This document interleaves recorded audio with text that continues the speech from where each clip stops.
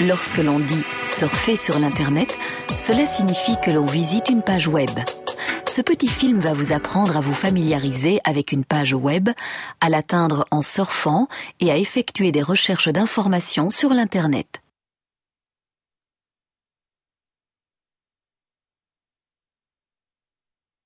Pour surfer sur l'Internet, vous devez disposer d'un navigateur web. Ce programme permet de véritablement feuilleter toutes les pages reprises sur le web.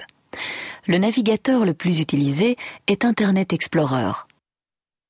Au-dessus de votre navigateur web se trouve une barre d'adresse. Lorsque vous souhaitez surfer sur un site web, vous y tapez l'adresse du site. Les boutons précédents et suivants permettent de passer d'une page à l'autre. La barre en dessous de la barre d'adresse est la barre de menu. Cliquez avec votre souris sur un des titres et un menu se déroule.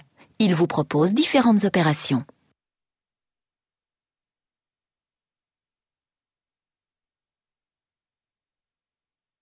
Juste en dessous de la barre de menu, des boutons très pratiques sont disposés. Une adresse web se présente toujours de la même façon.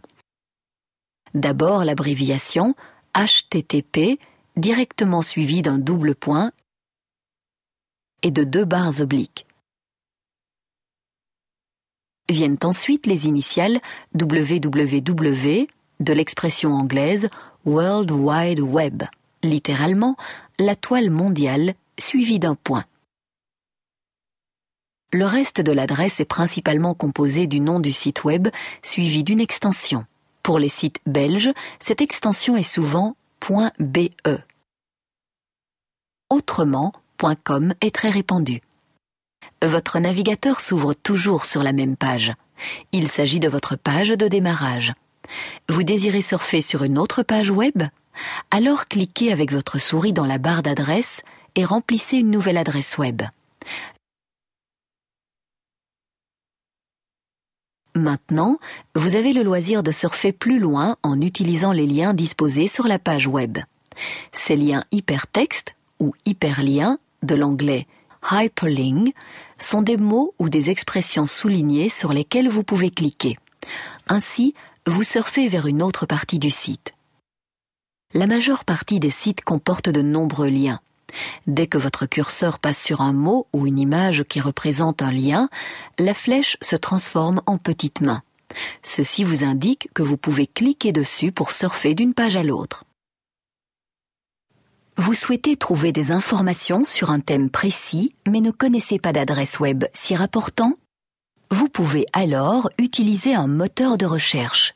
Il en existe beaucoup comme par exemple Bing et Yahoo Search ou encore Google. Tapez l'adresse de Google dans la barre d'adresse http www.google.be.